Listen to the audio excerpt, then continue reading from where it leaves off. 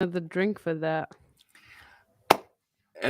And you may need another drink too. Hello, everybody. It's My Music with Graham Cove. We were just discussing Disney, and that apparently requires a drink. If it requires a drink in your house as well, then good.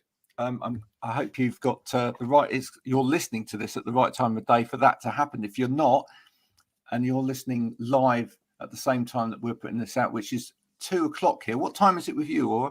It's 3. It's 3, so it's not that much difference. No. Then you know.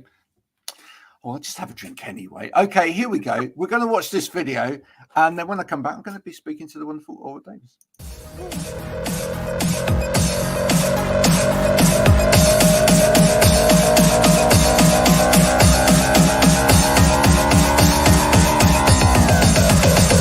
Keep on, don't stop.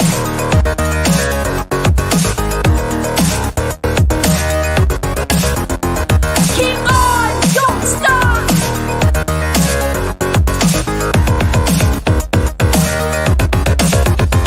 Keep on, don't stop.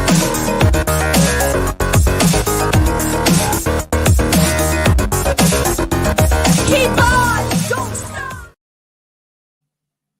Aura, thanks for joining me. I love the guitars hung on the wall. That's always a good sign.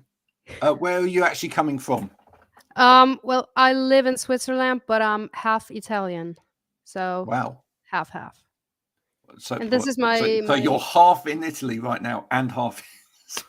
Well, half of my heart is always in Italy. Yeah.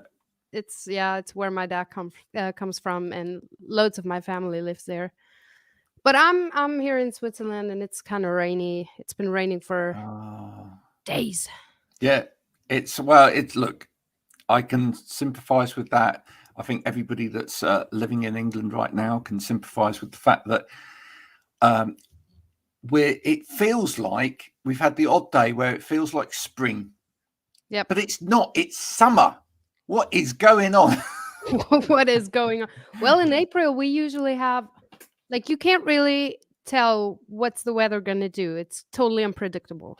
It could change any given minute. So, and I think somehow we're still in that phase. So, but I can't wait for summer. I'm a total summer person. I just need sunshine and the beach. And oh, so right, so right. Can't wait. So listen, tell me. So you grew up in Italy, is that right? I grew up in Switzerland. Oh, you grew up in Switzerland, but you were born in Italy.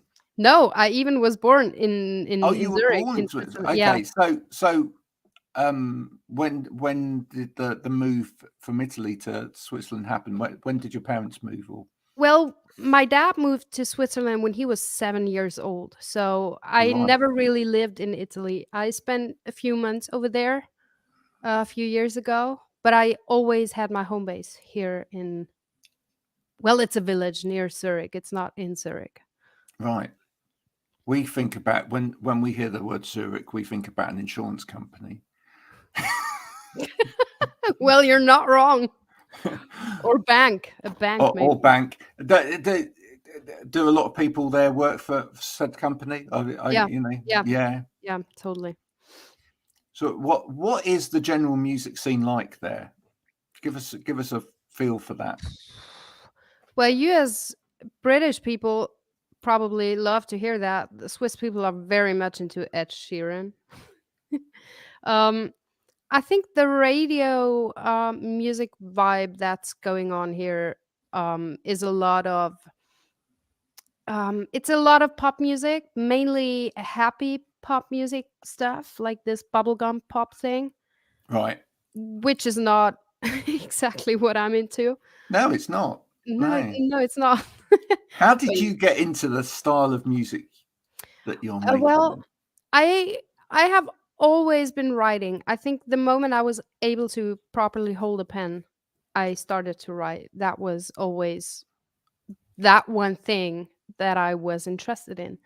And I started to sing with my mom in her car when we would just go shopping or stuff. She was huge into this Bee Gees, ABBA, Pink Floyd kind of stuff. So that was always that's around. quite a huge spectrum right there. Oh, it is. It is. My Yeah, mom's yeah. got a pretty wide range of interests when it comes to music, which is something that opened up a world into the most different kind of things you could ever think of, which I'm really thankful for.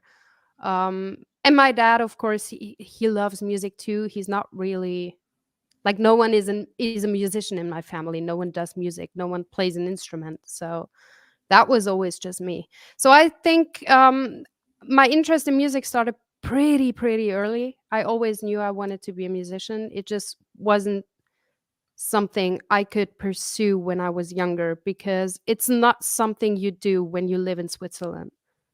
Ah, it's an unknown Yeah, it's entity. kind of like you don't really get to make a living out of that. Like, it's really fucking hard to make a living of music here.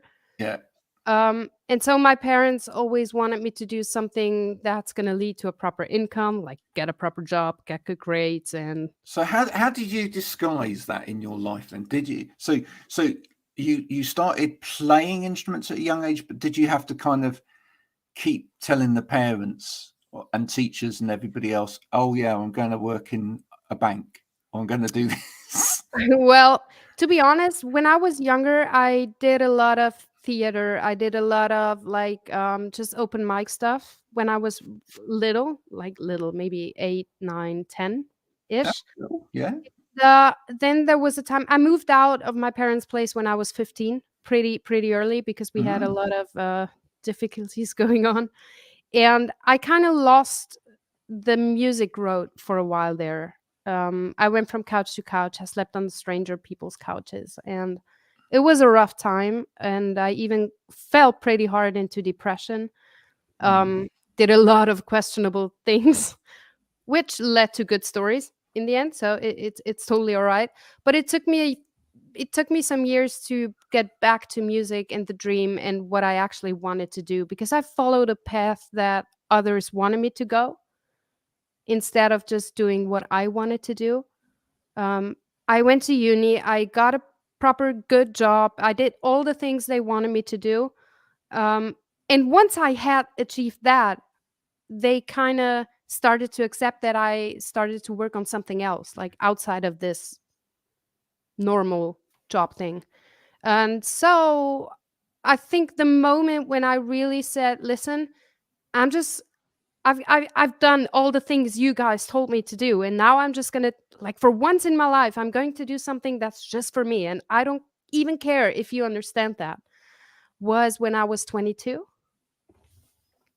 So I buried this whole music thing for a long time because there was just no space to do it. Yeah. No, I understand that. And it almost killed me. It was Yeah. really hard. Like, it wasn't healthy. Are you drawing on that experience in terms of your songwriting? Oh yeah, totally. Yeah. Totally.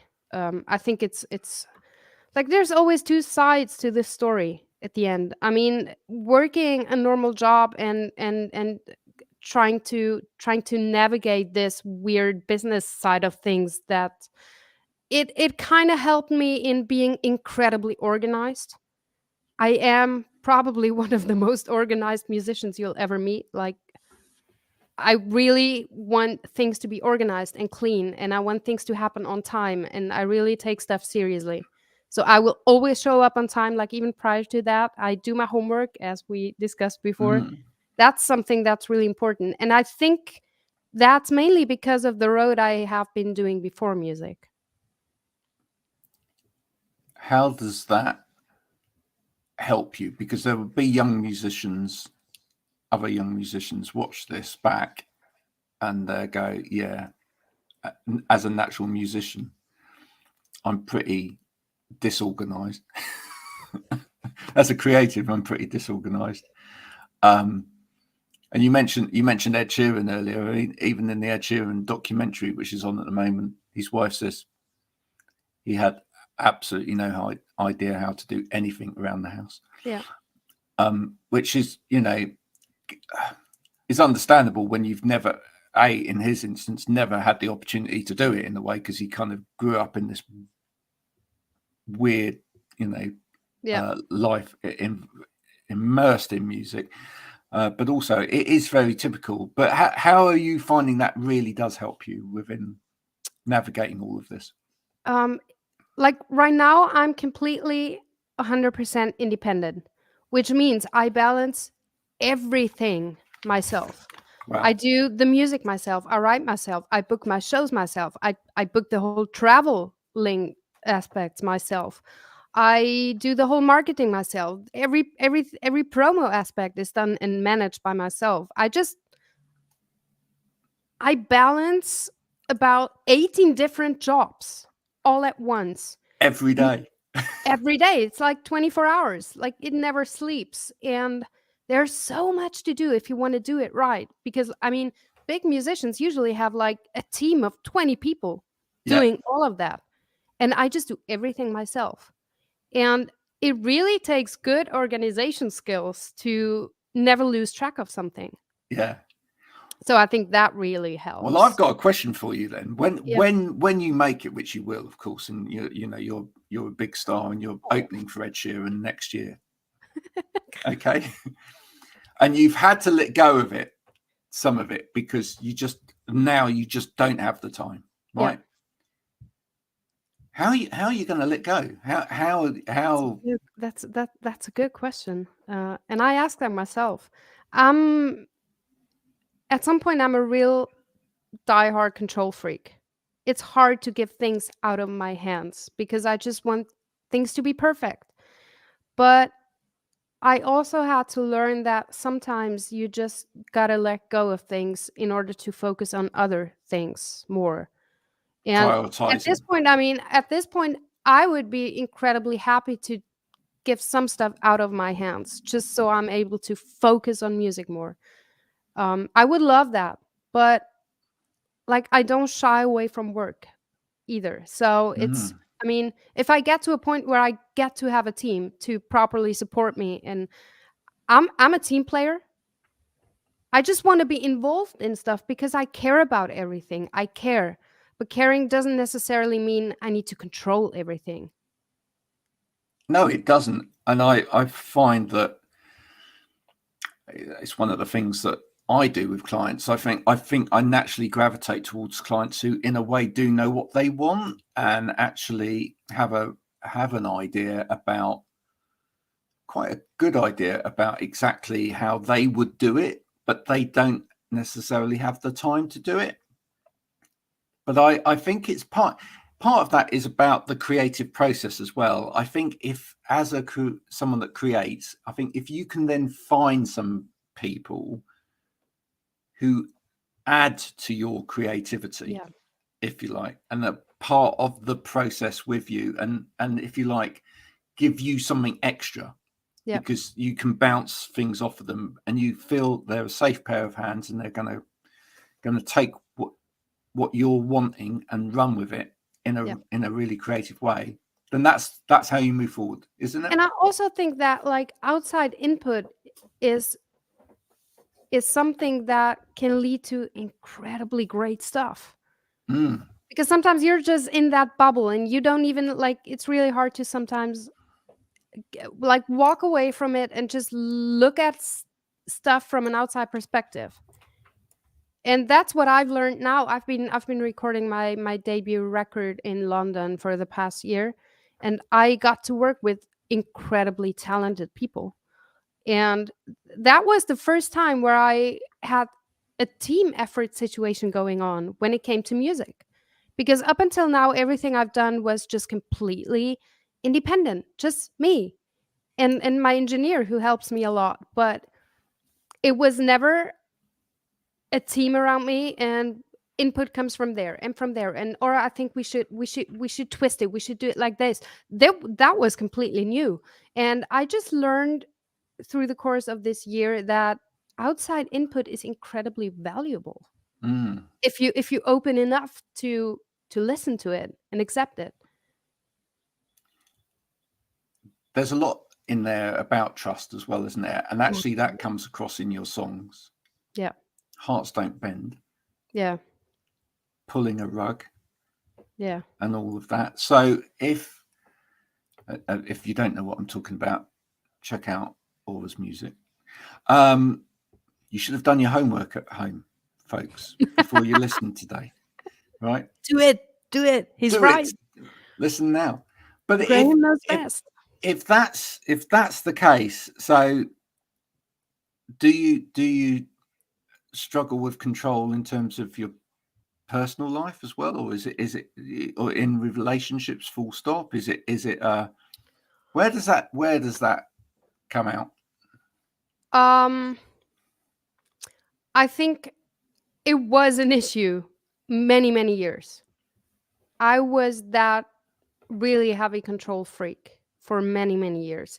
But I think over time, I mean, I'm not 20 anymore, and over time you just learn that sometimes you just gotta let go. We had this term for a few times now. Letting go sometimes means freedom, and that's something that I've learned over the past few years. But I think when it comes to like where does it show in my private life, in my personal life, I want, for example, I like my house to be very clean. I take care of it. I want my surroundings to be clean and organized. But like now, if you could see my room, there's cable everywhere. There's guitar cases and picks everywhere, and that's something I needed to learn, that sometimes an organized mess is pretty cool too. So it's a constant learning thing.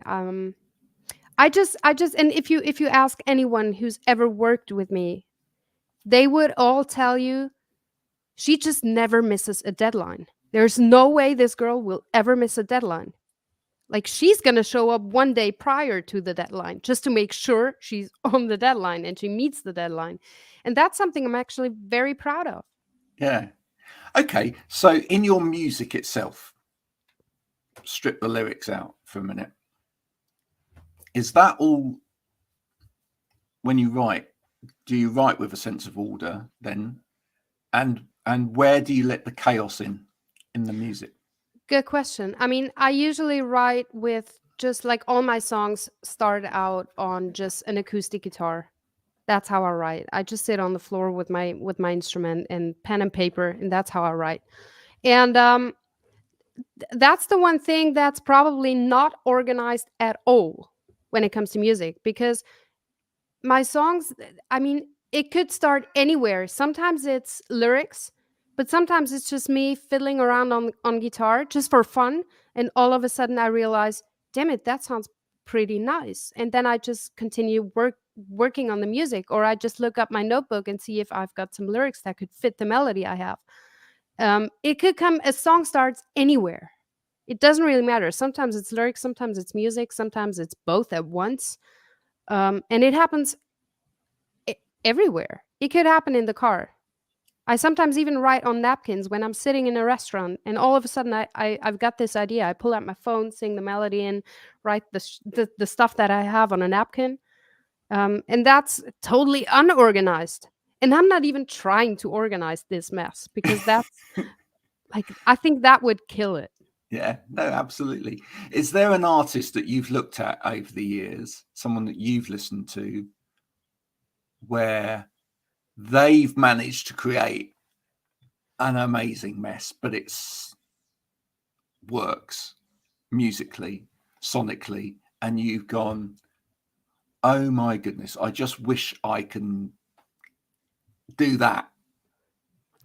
Well, I think there's always two sides of the story. I mean, the thing with being in the public is there's always what they show you, and you hardly ever see behind the scenes. Like That's very true. How does it really go on behind the scenes? Most of us don't know how it looks like, because they only show you what they want you to see. So it's really hard to say this artist has created something out of a real mess, but it sounds phenomenal, because you don't know what's going on behind the scenes. You're so right. You're so right. Someone I really look up to in terms of how organized everything is, funny enough, is Taylor Swift. Yeah. That woman is organized as shit. In every aspect of her life. every aspect to her life. Nothing happens accidentally. Like everything is planned out and organized and like die hard calculated, if you want so. Yeah. Which is something I personally, as an organizer, find really, really cool. Well, she's now taken to organising Ed. You know, Yeah, she's yeah, so organised. She's yeah. gone on this latest album, Ed. You're going to work with this guy because I have. You should go on. You should, I have. You should. It worked. Do it. And that's But I mean, another artist that I really look up to, and he doesn't really talk about it in public. Like, I don't think there was an interview or something where he ever said how he works in terms of being organized or not. Is Steven Wilson? Do you know Steven Wilson, the band Porcupine Tree? Yeah, and massive producer as well. I am probably one of the biggest P3 fans you'll ever find. Okay. This band saved my life. And when I look at the pieces of music they put together, it seems very chaotic but organized. It's an organized chaos. Yeah. But He I don't strikes know me. He strikes me as the kind of person that lines up his slippers at night. Yeah, totally. Yeah, I totally get that with him. It's like you never see his glasses at an angle. They're always completely straight. Yeah. His hair's always completely immaculate. Yeah, he wears just the right colours, etc. He's very, very organised, I think. Yeah, I think it's one of the reasons why so many people have brought him in as a producer or to remix their albums and kind of separate off layers of sound and focus on detail, because I think he's got an amazing eye for detail. Yeah. Yeah, for sure. Would he be a dream sort of producer for you? Yeah, totally. Like that would be just sitting in a room and talk music and listen to the ideas he has in regards of my own stuff would be phenomenal. Yeah. I think we could just hold that bit for a minute and we could cut that out, frame it, and let people come back to it. And there we go. Stephen Wilson, Aura Davis. We'll tag him in, by the way, when this goes out. Just amazing. Just in case. Yeah. Oh, please. So tell us about the development of the album then, in terms of, are there any surprises on there? I say the whole album is going to be a big surprise because the music sounds entirely different to everything I've put out so far. Brilliant. It's a complete twist in music. It's a lot more I don't know, it's this rocky country pop thing that's going to be on throughout the whole record. There's ballads on there, there's a little bit of like this typical sassy girl stuff on it, but everything like glued together by this rock pop country Americana thing. Yeah, because just keep going on, just keep mentioning the country thing, by the way, because you know that the UK is going absolutely ballistic for country. Yeah, I flew over to the UK to see Kelsey Ballerini 2 or 3 months ago, and this room was filled with country pop music fans. I was like, oh, okay, it's a thing here. Yeah, phenomenal. It actually made the BBC News in the UK. Yeah, it made the BBC News. They went down to some gigs that were happening in London. Everybody with their cowboy hats on, their Stetsons, and they were like, but the figures for streamed alt country music in the UK are just mental right now. Yeah. Well, I wouldn't necessarily, I mean, I bring in this word country, but like there's not a typical country aspect like where you could say this is country. What I mean when I say country, it's the type of lyrics that are written. The storytelling. The storytelling is really Nashville like it's real. It really comes from this country Nashville kind of place. Yeah. which is how I've always written. Which is I'm pretty proud that I was able to keep that with the album now. So yeah, No, I'm it's really good. curious to see how the world reacts to that. Talking about curious, I'm curious. Your guitars, etc., that are hung, you've got plants going over them, and on the one you have, is that a picture of the moon or a planet or? This Yeah. this is actually a concert ticket from What's Pearl a? Jam. I There keep we all go. my concert tickets. There's another one. No surprise, it's a porcupine tree. There you go. I keep the most important concert tickets. Just I'm a collector of things. Yeah. You're a collector, and Yeah, yet you're neat, which yeah, is quite interesting because that in itself is, you yeah, could say, yeah. You're right. Never thought about that. I'm a collector, but I only keep the things that are close to my heart. right, And even my concert tickets, like I've got I frame them. If they're not like stick to a guitar, I frame them and just hang it on the wall, but framed. So it's like I collect things, but I organize them. right. So is your album a collection of organized memories then? Yeah, yeah, it really is. It really is.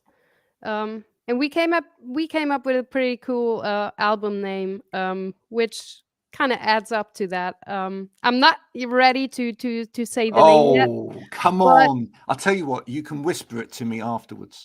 I can whisper it. To me afterwards, right? So I'll know it. And if people want to know it, they can ask me, but I won't tell them. Amazing. But, Love it. just that moment there, people will be like, damn, he knows what the album's called. Yes, I will. But I'm not going to tell any of you. You will, but I'm not gonna tell you. When are you aiming for in terms of the release of the album? We're not entirely like my producer just flew back to London today, so we've been working on the last bits of vocals this past 4 days. So all vocals are done. And now it's just a matter of mixing and mastering everything. Mm, We don't really have a release date yet because we just want to. I mean, there's going to be the first single now, May 26th, which is Hearts Don't Bend. That's the first song that we will show off to introduce the new music. But we don't really have a release date for the album yet because, once again, I really want to make sure it's it's got to perfect. be organized. It's going to be organized. I don't want to rush into things because it's really important that everything is exactly the way we want it to be instead of just like, yeah, finishing What it did for the sake of finishing it, you know? I really want to know, what did London lend to the album in terms of feel or sound? Because it's That's an interesting question. I think the team that we're working with in London is they really understand the music vision, like the vision that I had for the songs, how they should sound, how the whole album should be. They understood that in the blink of an eye. We great. met and they understood what I wanted it to be, and the musicians just added up to it very quickly. That's nice to hear. It just matched from second one, which Wow. is rare. And was that without giving them any like obvious reference points? It was just Yeah. right. I sent them a video of a song that I had written just on an acoustic guitar. It was a video I uploaded on Instagram, and I was like, this is a song I recently wrote that I think is really nice. And so I flew over, and I think it took us 15 minutes to put the whole thing together in terms of a demo just. And Wow. it sounded exactly how I wanted it to sound. There was some magic going on there then. Yeah, there totally was. Wow. There you go. And Yeah. this will probably leak into the title as well. If people haven't heard Aura's music before, again, I'm going to say it like I've said it before, other times with other guests, what on earth are you playing at? Aura, can you please explain to people where's the best place to go and hear your music? You have a website for a start, which is fantastic. Yeah. Well, my music is everywhere. Spotify, Apple Music, iTunes, Amazon, Deezer, YouTube, wherever they let you stream or listen to music nowadays, which is a lot of places. But you'll find me. Just look up for Aura Davis, and I'll be there. I'll be there. Exactly. Exactly. And the thing is, what you've got to remember, folks, is that Aura's done all of it herself, right? So wherever you find her, on whatever platform, wherever it is, that's Aura. It's not. Yeah, It's I not even designed my website myself. exactly. It's not anybody else. And you know, if all of this music malarkey should all fall down, which it won't, because you know, as I say, next year Ed Sheeran tour. But if it did, then Aura's just a one person marketing machine. I'm a marketing machine. You really are. No, and I mean, it's really important to me to talk to people. Like, if someone's listening who talks to me on social media, I try to answer every DM I get. Sometimes it's 60, 70 DMs a day, but I really just, it's important to me to talk to people, because if it wasn't for people, I wouldn't even be sitting here. I love that attitude, and that's, you know, it's one of the reasons you're on now, because you know, I message some people and some people go and don't answer you, and you think, what? Why? Yeah. Why not answer? Why not give? You know, why not give people an opportunity? Because until you talk to someone, you don't know what opportunity they might be offering you, right? Yeah. You know what? I live by the credo: you don't have to be a dick to be a rock star. Cool. Absolutely. Just be Absolutely. nice to people. What the hell are we even doing if we're not nice to each other? Damn it. Yeah. And I'll tell you what, it's another reason that when you do get a manager and all of those other people, make sure that they're nice to people as well. Okay. Oh, yeah, totally. That's really, really important and fundamental. And I'll get on my high horse about that, because, you know, and I'll tell you now, I've spoken to some fairly big international artists, and they've said, yeah, I want to come and do your show, Graham. I love all of the conversations you have with people. It's so real. It's so refreshing, etc. And then their management go, no. Why not? Because you haven't got a reason. But, you know, the thing is that's rubbish, isn't it? I really believe that artists need to be able to decide for themselves. Yeah. At the end of the day, I mean, it's really cool to have opinions and get like suggestions. I think you should do this instead of this. I think you shouldn't do this because of this. Yeah, but But not gatekeeping for the sake of it. No, and I'm open to inputs and opinions and everything. Really, just shoot it at me. I value that, but give me reasons, give me explanations to your opinions. Yeah. Well, Just look, I nearly wore the right top today, because I've worn my Marillion top. Oh yeah. Okay. I could have worn my porcupine tree top, and that would have been absolutely perfect, couldn't it? But, you know, next time. But there are, of course, you know, like with everything in music, there's only 6 degrees of separation. And for you music buffs out there who really know their stuff, of course, Fish, who was the lead singer of Marillion, one of his albums was produced by Steven. And there you go. And there's your music fact for today, coming out of my interview with Aura Davis. We need facts. We do. We need facts. We need figures, and we want them now. Yeah, and we need Steven. And we do. I do.